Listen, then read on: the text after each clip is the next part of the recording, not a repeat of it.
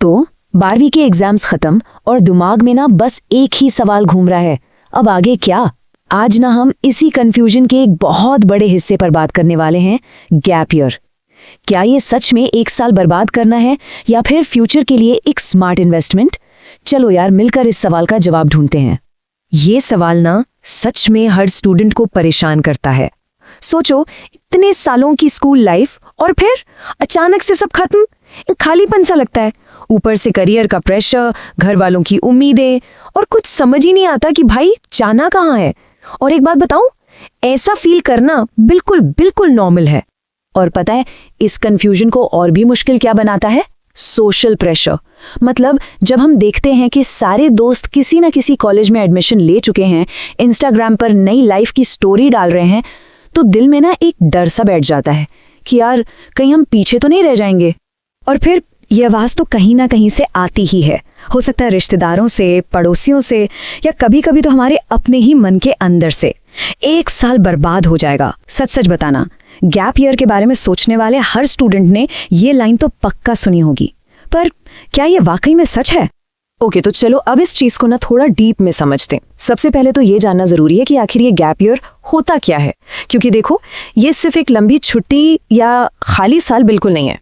देखो, सिंपल भाषा में गैप ईयर जिंदगी के दो जरूरी स्टेजेस के बीच लिया गया एक सोचा समझा ब्रेक है। इसका मकसद है अपनी प्रैक्टिकल, प्रोफेशनल और पर्सनल समझ को और बढ़ाना। मतलब ये एक खाली साल नहीं, बल्कि एक मकसद से भरा हुआ ब्रेक है। और इस ब्रेक में ना बहुत कुछ किया जा सकता है। मतलब कोई नई स्किल सीखी जा सकती है, जैसे कोडिंग, डिजिटल मार्केटिंग या कोई नई लैंग्वेज।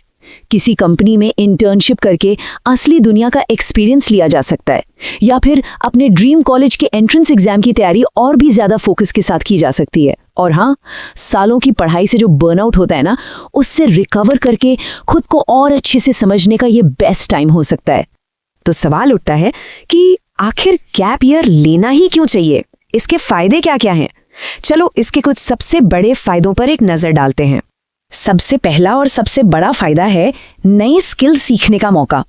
देखो, स्कूल में हमें थ्योरी तो बहुत पढ़ा दी जाती है, पर प्रैक्टिकल स्किल्स के लिए ना टाइम ही नहीं मिलता। गैप ईयर में वो टाइम मिलता है। आप graphic designing, video editing, public speaking, कुछ भी ऐसा सीख सकते हैं जो आगे चलकर आपके करियर को एक अलग ही लेवल पर ले जाए। दूसरा बड़ा फायदा, करियर को लेकर क्लैरिटी मिलना।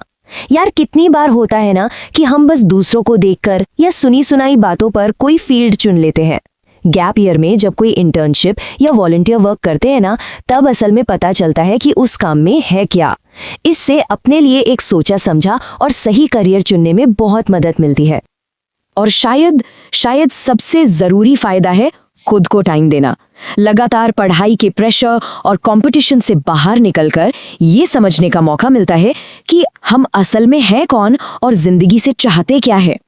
ये मेंटल हेल्थ के लिए एक रीसेट बटन जैसा है, जो आपको आगे की जर्नी के लिए और ज्यादा फोकस्ड और एनर्जेटिक बना देता है। लेकिन देखो, हर सिक्के का दूसरा पहलू भी होता है, तो सिर्फ अच्छी बातें करना सही नहीं होगा, सच्चाई से रूबरू कराना भी जरूरी है।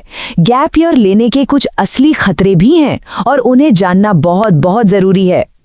तो सबसे जरूरी बात, इन खतरों को हल्के में नहीं लेना है। पहला रिस्क है पढ़ाई का मोमेंटम टूटना, और ये सच है, एक साल के ब्रेक के बाद वापस किताबों पर बैठना मुश्किल हो सकता है। दूसरा, अगर कोई प्लान नहीं है तो ये साल बस हवा में उड़ जाएगा और हाथ कुछ नहीं लगेगा। फिर आता है दोस्तों से पीछे रह जाने वाला डर। ये पीयर प्रेशर बहुत रियल होता है। और आखिर में फाइनेंशियल प्रेशर। नई स्किल्स सीखने में, कुछ नया ट्राई करने में पैसा तो लगता है, लेकिन, और ये बात बहुत ज़रूरी है, अच्छी बात यह है कि अगर प्लानिंग सही हो तो इन सभी खतरों को मैनेज किया जा सकता है।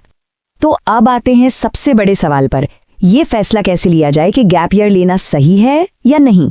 चलो इस डिसीजन को थोड़ा आसान बनाने के लिए एक सिंपल सा फ्रेमवर्क देखते हैं। तो देखो, दोनों रास्तों के अपने प्लस और माइनस पॉइंट है। गैप ईयर खुद को एक्सप्लोर करने का टाइम देता है, पर इसमें भटकने का भी रिस्क है।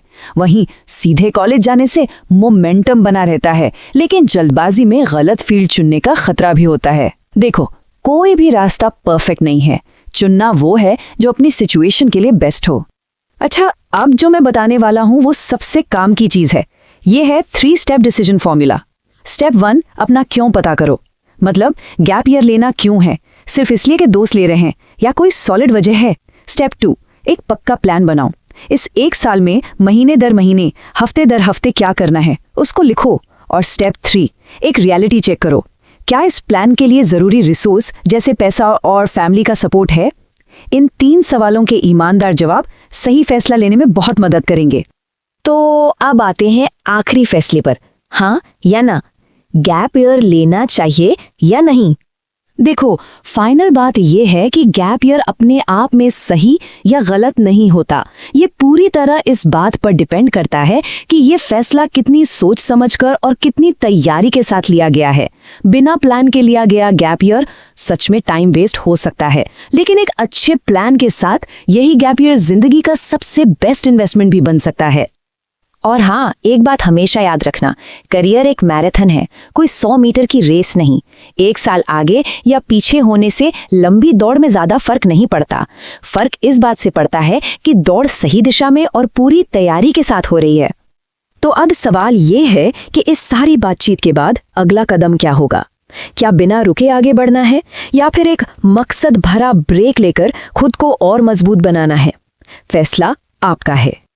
उम्मीद है इस पूरी चर्चा से फैसला लेने में थोड़ी क्लैरिटी जरूर मिली होगी। अगर ये जानकारी काम की लगी हो तो इसे उन दोस्तों के साथ जरूर शेयर करना जो इसी कंफ्यूजन में है। और हाँ, ऐसी ही और जानकारियों के लिए हमारे साथ जुड़े रहिए। शुक्रिया।